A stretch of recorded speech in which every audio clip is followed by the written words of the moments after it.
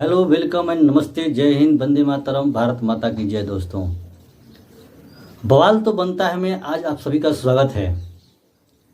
आज के बवाल में हम बात करेंगे किसी बवाल के बारे में। उससे पहले हम आपको एक कहानी सुनाने जा रहे हैं। कहानी है एक जंगल की, जहां चुनाव होता है। जंगल के सारे जानवर यही विचार करते हैं कि आखिर हर बार जंगल का राजा शेर ही क्यों होगा। संख्या में बहुल तो हम हैं। सभी जंगल के जानवरों ने अपने अपने चुनावी पर्चे भर दिए। चुनाव शुरू हो गए। बंदरों की बहुलता थी, इसलिए बंदर चुनाव जीत गए और वही राजा बने जंगल के। क्योंकि बंदरों की प्रवृत्ति होती है, वो स्थिर रहते नहीं हैं। कभी इस पेड़ पे, कभी उस पेड़ पे, कभी इस जगह, कभी उछल कूद करते रहते हैं। उनको केवल अपनी जो प्रकृति है उसके हिसाब से वो काम करते हैं। मैं ये नहीं कहूंगा कि राजा बनने के कारण उनके अंदर ये गुण हुए, नहीं।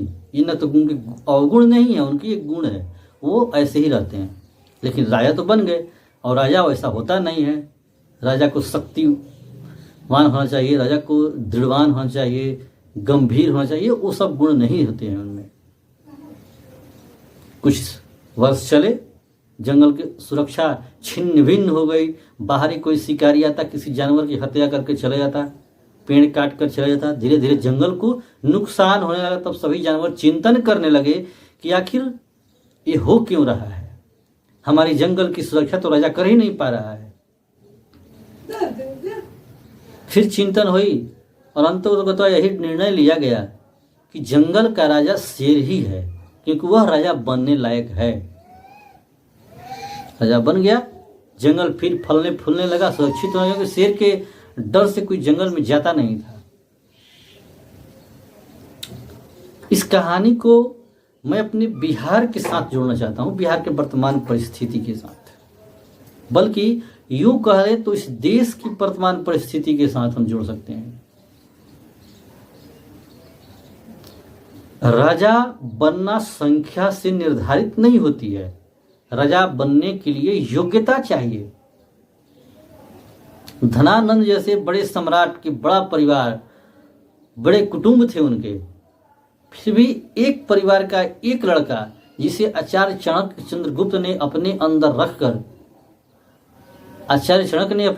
रखकर उसे प्रशिक्षित किया, और वह धनानंद को हराकर चंद्रगुप्त मौर्य के नाम से भारत का सम्राट शासक बना।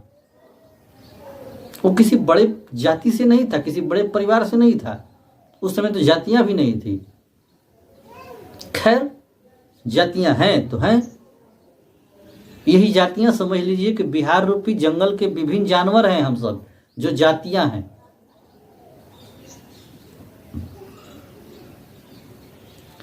शासन करना, सत्ता पाना, अच्छे पदों पर जाना, या जिस भी पद है उसकी योग्यता होती है। उस पद योग्यता के अनुसार सभी लोग अपने अपने पदों पर जाते हैं।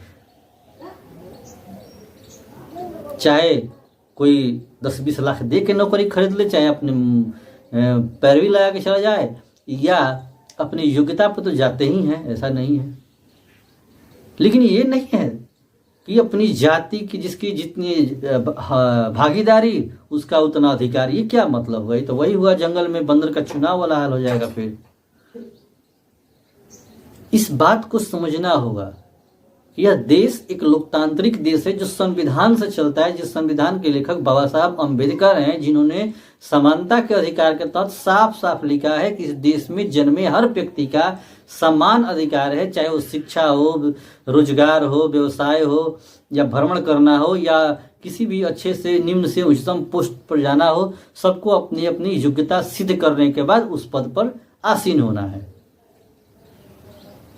ये नहीं उन्होंने लिखा है कि जिसकी जितनी भागीदारी उसका उतना अधिकार। उन्होंने जातिवाद को खत्म करने के लिए समानता शब्द का इस्तेमाल किया। लेकिन तो यहाँ के नेता लोग जो अभी वर्तमान में कहते हैं ना कि लोकतंत्र की हत्या केंद्र कर रही है, संविधान की हत्या केंद्र कर रही है। संविधान और लोकतंत्र की हत्या तुम लोग कर रहे हो, सरेआम कर रहे हो, और हम बिहारवासी ऐसे मुख्य दर्शक बन के देख रहे हैं।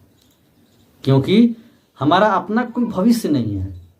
जाकर देखो, जो बाहर कमाने गए हुए हैं, जो गुजरात, पंजाब, झारखंड या बंगाल, तमिलनाडु, विभिन्न राज्यों में गए हुए हैं, बेंगलोर, महाराष्ट्र में जाकर देखो उनको कैसे गालियां सुननी पड़ती है, ये बिहारी है, उनको इज्जत नहीं मिलती है। क्यों इज्जत नहीं मिलती है? योग्यता है लेकिन उनके ऊपर टैग लगा है बिहारी का, और बिहारी का चरितार्थ किया है आप लोगों ने, मतलब नेताजी लोगों ने। इन लोगों ने बिहार का वैसा माहौल बना दिया है कि आप बाहर जाइए, लोग आपको शंका की नज़र से ही देखेंगे, चाहे आपके अंदर लाख टैलेंट हो, आप लाख मेहनती हो। एक बात सब मान लीजिए चलिए कि अगर बिहार के सारे मजदूर बाहरी राज्यों से चले आए तो जो बाहरी राज्यों की तरक्की है रुक जाएगी। तो क्या हमारे बिहार की तरक्की नहीं हो सकती है? हो सकती है, लेकिन कब? जब बिहार के नेताजी लोग चुनाव में वादे करेंगे विकास के, जाति के नहीं। जाति के जमात खोजोगे तो बर्बाद हो जाओगे। इसलिए हम सब नेताओं की कोई जाति नहीं होती है, ये सब हम लोग को लड़ाते हैं लेकिन आपस में एक ही होते हैं। इसलिए सबसे जरूरी है हम बिहार वासियों को जगना कि हम क्या चाहते हैं, हमारे आने वाली पीढ़ी के लिए हम कैसा बिहार चाहते हैं। क्या वे भी मजदूरी करने के लिए बाहर जाएं, गाली सुनने के लिए बाहर जाएं, या अपने बिहार में सब कुछ होते हुए यहाँ उद्योग लगे, यहाँ कंपनियां आए, यहाँ रोजगार सृजन हो, ये लोग यहाँ के यहीं रहें। आप वैसा माहौल क्रिएट कीजिए ना। आप जाति के बदले में जो गणना कर रहे हैं वो आप यहाँ गणना करते कि कितने उद्योग हैं, कितने उद्योग बंद हो गए, कितने उद्योगों को चालू किया जा सकता है, और चालू करने के बाद कितने लोगों को रोजगार मिल सकती है। तो नहीं, बेरोजगारी पे सबसे ज्यादा आप लोग चिल्लाओगे, अब बेरोजगार सबसे ज्यादा आप ही लोग करते हो।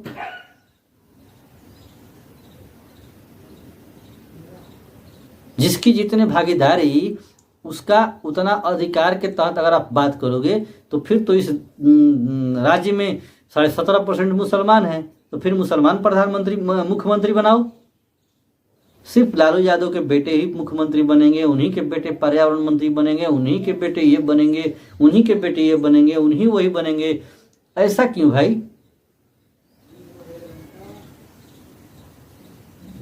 तो फिर नीतीश कुमार जी अपनी कुर्सी छोड़ दें, क्यों रखे हुए हैं पकड़ के? छोड़ना पड़ेगा उन्हें, लेकिन नहीं पकड़ेंगे ये लोग, हमको लड़ाएंगे।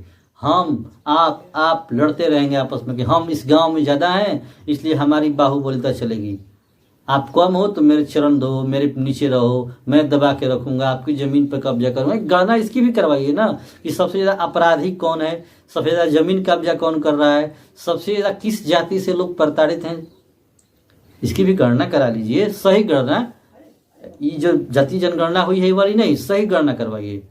नहीं करवाइएगा आप, लेकिन मैं उनको नहीं कहूँगा, मैं अपने बिहार की जनता को कहूँगा कि हे बिहार वासियों, हे हमारे बिहार के युवाओं, आप सब जगिए। जातिवाद के भ्रम में फंस के रहिएगा तो आप विकास नहीं होगा, केवल आप एक क्रिमिनल बन के रह जाइएगा, अपराधी बन के रह जाइएगा। आप तय कीजिए कि आपको क्रिमिनल बनना है या आपको उद्योगपति बनना है, या आपको अपने परिवार को शिक्षित और स्वरोजगार और सुसज्जित करना है, ये तय कीजिए ना। अपने बिहार को एक बीमारू राज्य बनाना है, या अपने बिहार को सर्व सक्षम होते हुए भी निचले पैदान पर रखना है, या हमको जहाँ जिस योग्य हैं उस योग्यता के स्थान पर स्थापित करना है।